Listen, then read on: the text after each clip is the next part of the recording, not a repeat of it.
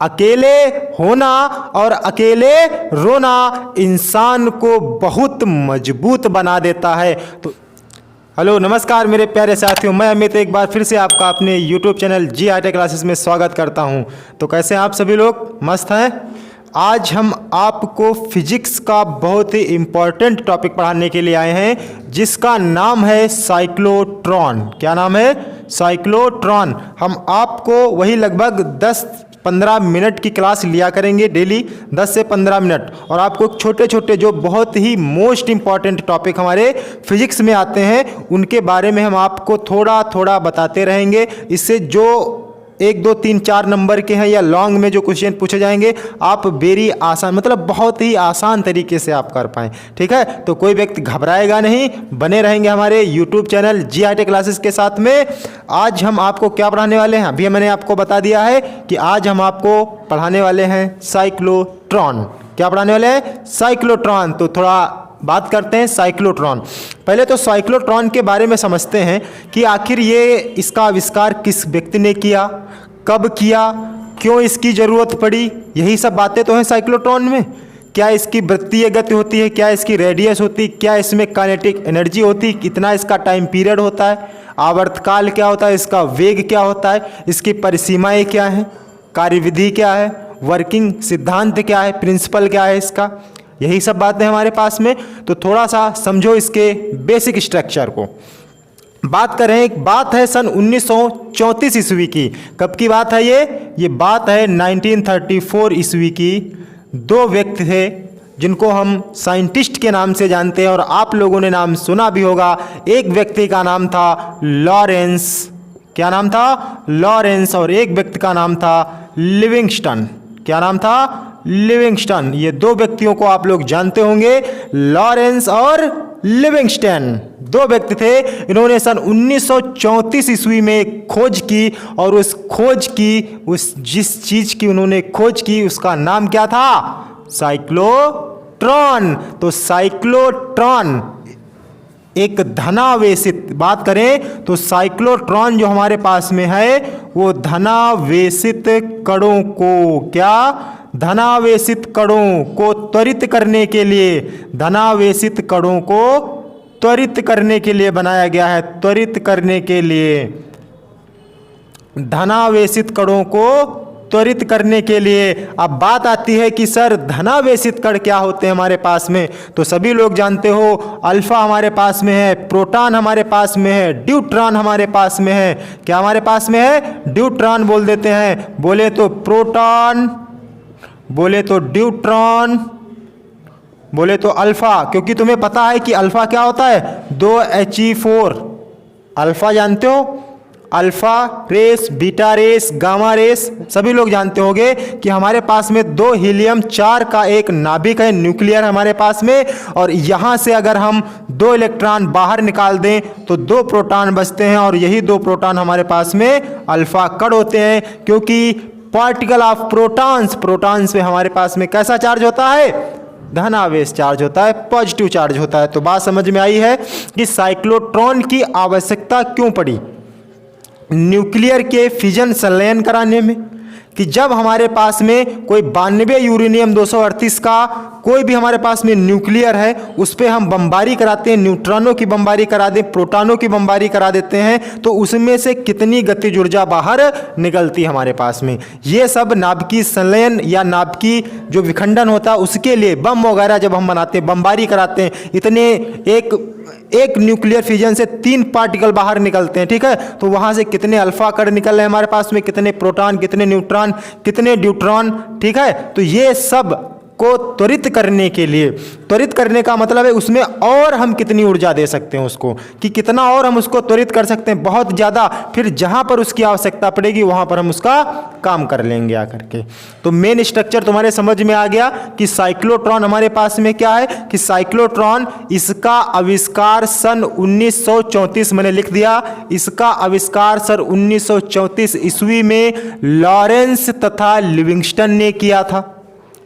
किसने किया था? लॉरेंस तथा लिविंगस्टन ने किया था। यह एक ऐसा उपकरण है, यह एक ऐसा उपकरण है जो धनावेशित कणों जैसे प्रोटॉन, न्यूट्रॉन, धनावेशित कण जितने भी पॉजिटिव चार्ज वाले होंगे, जिन पे प्लस आयन होगा, कैसा? प्लस आयन होगा, धनावेशित आयन होंगे, तो धनावेशित कणों जैसे प्रोटॉन है, न्यूट्रॉन है आदि आयनों को त्वरित करने में किया जाता है।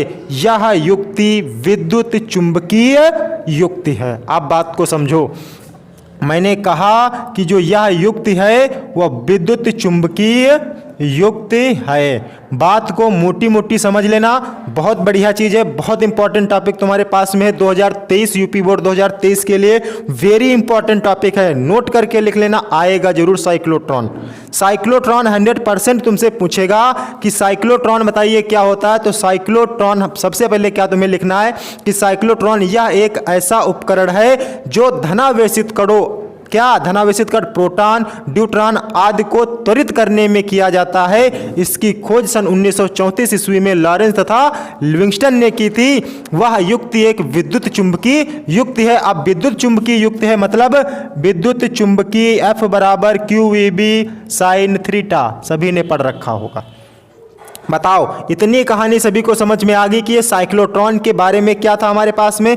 अब थोड़ा इसके प्रिंसिपल की बात कर लेते हैं, इसके सिद्धांत की बात कर लेते हैं कि आखिर इसका प्रिंसिपल क्या है। सबसे पहले तो तुमको यही बात लिखनी है, सबसे पहले साइक्लोट्रॉन हेडिंग लगानी है और साइक्लोट्रॉन हेडिंग में आपको लिखना है कि इसका आविष्कार सन 1934 ईस्वी में लॉरेंस तथा लिविंगस्टन ने किया था। यह एक ऐसा उपकरण है जो धनावेशित कणों जैसे प्रोटॉन, न्यूट्रॉन आदि आयनों को त्वरित करने में किया जाता है। यह युक्ति एक विद्युत चुंबकीय युक्ति है। आगे बात समझ में। दूसरी बात करते हैं इसके प्रिंसिपल पर कि आखिर इसका सिद्धांत हमारे पास में जो है वो कैसे है, कि इसका मेन प्रिंसिपल क्या है, मेन सिद्धांत क्या है, इसका सिद्धांत प्रिंसिपल इसका क्या हमारे पास में है। तो सिद्धांत इसका मोटी सी बात ये समझो कि चुंबकीय क्षेत्र में, किस क्षेत्र में? चुंबकीय क्षेत्र में वृत्ताकार गति करते हुए आवेश को, मैंने क्या कहा कि एक चुंबकीय क्षेत्र होगा। हमने अभी तुमको बताया कि जो यह एक युक्ति है ये चुंबकीय क्षेत्र वाली युक्ति है। तो सबसे पहले इसके प्रिंसिपल में तुम्हें क्या लिखना है? प्रिंसिपल में क्या लिखना है तुमको कि चुंबकीय क्षेत्र में वृत्ताकार गति करते हुए आवेश को विद्युत क्षेत्र की सहायता से, किससे? विद्युत क्षेत्र की सहायता से त्वरित किया जाता है। यही साइक्लोट्रॉन का क्या है? सिद्धांत तुम्हारे पास में। तो प्रिंसिपल वाली बात तुम्हें समझ में आ गई। अब हम बात कर लेते हैं थोड़ा संरचना पे। काहे की बात कर लेते हैं? कंस्ट्रक्शन पे, संरचना की बात करते हैं। तो थोड़ा समझो संरचना हमारे पास में क्या होती है। इसमें मान लो कि ये हमारे पास में एक चुंबकीय है N और ये एक हमारे पास में चुंबकीय क्षेत्र है S, ठीक है। और इसके बीच में हम कहीं रख देते हैं साइक्लोट्रॉन को, ऐसे रखते हैं, ऐसे रख लेते हैं, ठीक है। और इसको एक ऑक्सीलेटर से जोड़ दिया जाता है। ऑक्सीलेटर की बात करें तो ये हमारे पास में दोलित्र होता है, इसको हम दोलित्र बोलते हैं। नाम दे सकते हैं इसको हम प्रत्यावर्ती स्रोत। क्या कहेंगे इसको हम? प्रत्यावर्ती स्रोत बोल सकते हैं। ये दोलित्र होता है हमारे पास में। यहाँ पर दो डी प्रकार के D1 और D2, इनका नाम होता है डीज कहते हैं। इनको हम क्या बोलते हैं? डीज कहते हैं। देखो ये एक 3D फिगर हमारे पास में है। कैसा फिगर हमारे पास में है? 3D फिगर हमारे पास में है। इसको समझने के लिए थोड़ा सा तुम्हें, अब कोई भी 3D फिगर होगा उसको उचक के हम ऐसे देखेंगे ना, क्योंकि ये क्षैतिज रखा हुआ है। कैसा रखा हमारे पास में? क्षैतिज रखा हुआ है, ठीक है। ये खोखले टाइप का होता है, इसको हम थोड़ा उचक के ऐसे देखते हैं ऊपर से। ऊपर से सिरा मुझे दिखता है आकर के, तो यहाँ से जब तुम देखोगे तुमको देखना है यहाँ से, यहाँ से तुमको देखना होता है। समझो, देखना कहाँ से तुमको? यहाँ से। तो सबसे पहले इसके कंस्ट्रक्शन की बात कर लेते हैं, संरचना की। तो इसमें डी आकार के दो क्षैतिज खोखले गोले होते हैं। इसमें डी आकार के दो क्षैतिज खोखले गोले D1 व D2 होते हैं, जिन्हें हम क्या बोलते हैं? डीज कहते हैं। जो इस प्रकार व्यवस्थित होते हैं। किस प्रकार व्यवस्थित होते हैं कि इनके दोनों व्यास जो हमारे पास में, इनका व्यास और इनका व्यास परस्पर कैसे हो, समांतर होने चाहिए, जो एक दूसरे से अल्प दूरी पर हो। यहां देखो इनके बीच में अल्प दूरी हमारे पास में है अल्प दूरी। तो ये हो गई बात किसकी, संरचना की बात हो गई। अब बात करते हैं हम इसके वर्किंग पर। किसकी बात करेंगे, कार्य विधि पे, कि कैसे ये कार्य करता है। तो इतनी सी बात बताओ, सभी को समझ में आ गई।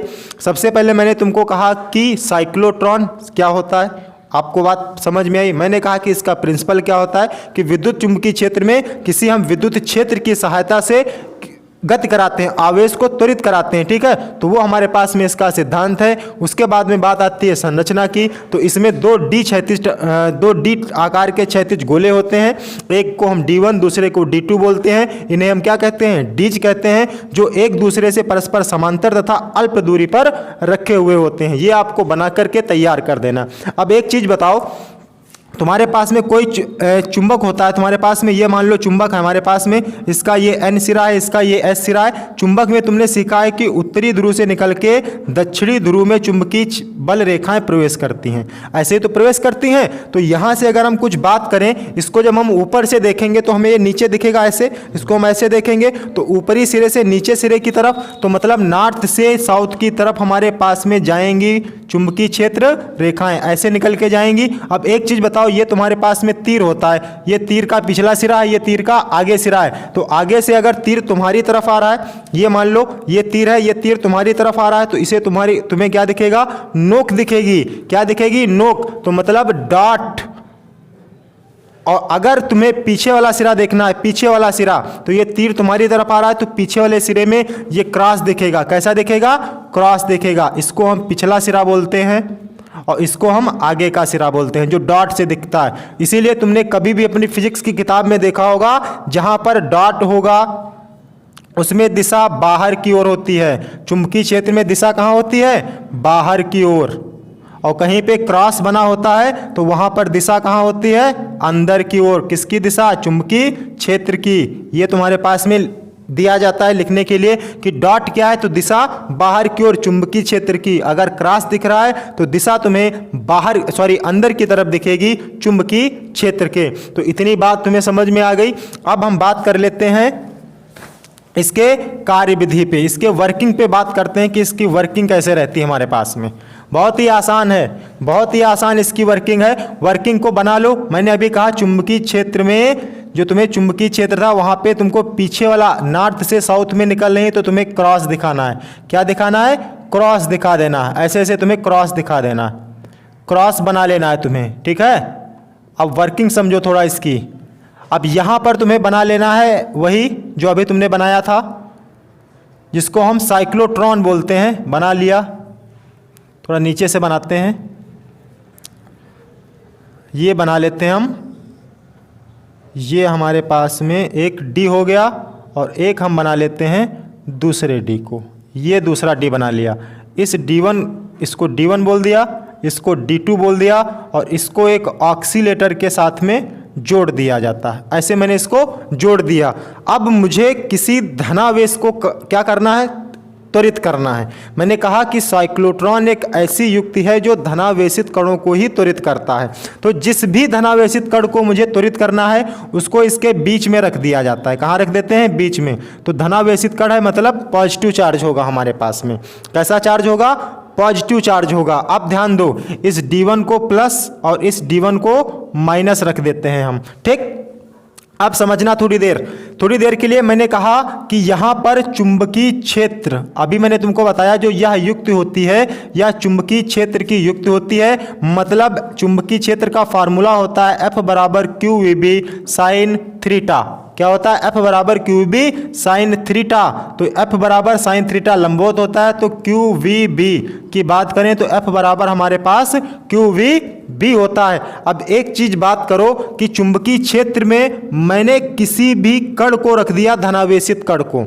अभी ये m द्रव्यमान का कण रखा हुआ है, अभी ये गति नहीं कर रहा है। अब सोचो जरा, चुंबकीय क्षेत्र इस पर कब कार्य करेगा। चुंबकीय क्षेत्र कहता है कि अगर हम कोई भी कण को गति कराएंगे तो v हमारे पास में b में वेग होना चाहिए।